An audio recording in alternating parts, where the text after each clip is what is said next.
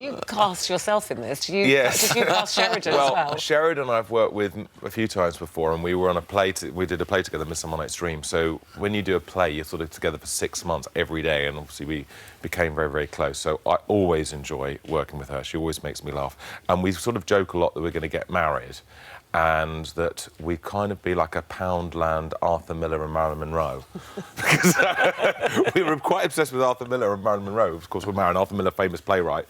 And we always joke with the Poundland version of them. Well, you are the Arthur Miller of the children's world, without a doubt, because you now have become the country's best-selling children's author. And, you know, you look at something like Ratburger as well and the adaptation of that. Is that because you either have a connection with kids or you've never grown up yourself? I think I've never grown up. And I think if you become an actor, the great thing is you're still playing all the time. You know, when you watch kids playing, how convinced they are when they're being Spider-Man or a dinosaur or whatever. I think actors have that, and they keep their playful side.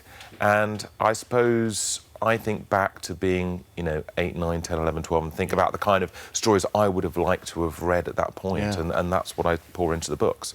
I totally relate to that, because when I watch football, I become that age again.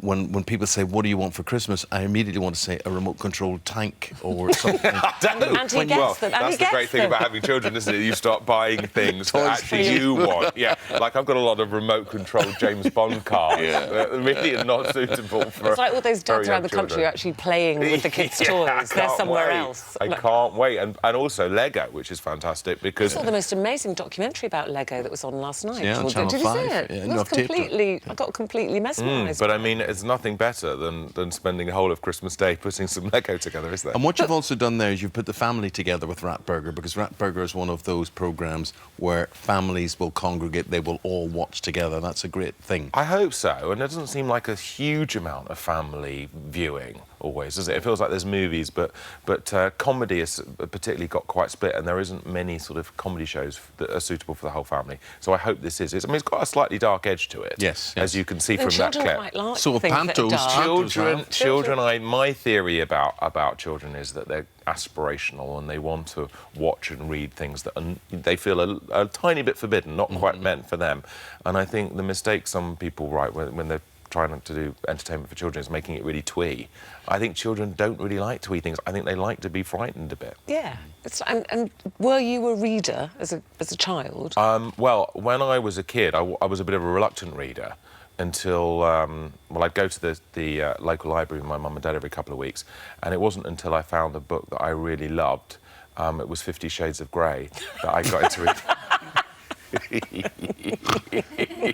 No, it was Charlie and the Chocolate Factory, I'm joking with you. And I was about 11 years old, and that put me on my path to reading. And you don't become a writer unless you like reading. Yeah. So I get lots of little kids. And then this is your latest one, Bad Dad. Yes. And this is already #1, isn't it, in the children's... It's the Christmas #1. Amazing. It beat Jamie Oliver. Does he know with his that? 5 ingredients. I mean, 5. I mean, that's far too many as far as I'm concerned. I was watching Jamie last night on the telly, and I just thought, with all these cooking programmes, do any of these chefs, not even in here, do any of them ever go, well, that's not very nice? No, they never do. It's everything. Because they've created the recipe. They're not going to... I think they're professional chefs, Eamonn, so I think when they cook food, it's good. Yeah, I know, it's a real thrill, because I had the Christmas #1 last year with Midnight Gang as well, so it's amazing it happened. And you're still kind of pinching us, because I remember we interviewed you when you had your first book out, and I was telling you our son was absolutely... He wasn't a reader until he started reading your books. Do you still have those moments where you go, that's my book, I'm an author, It does feel weird. It does feel weird, and it is a responsibility, because I realise that for a lot of kids, it might be the first book they ever read is one of mine. Do you ever go to schools and actually get sort of that audience feedback? Oh, yeah. And what the brilliant thing about kids is that they're totally honest with you about what they like and don't like. And so sometimes I say, yeah, I read that one, I thought it was a bit boring. You go, OK.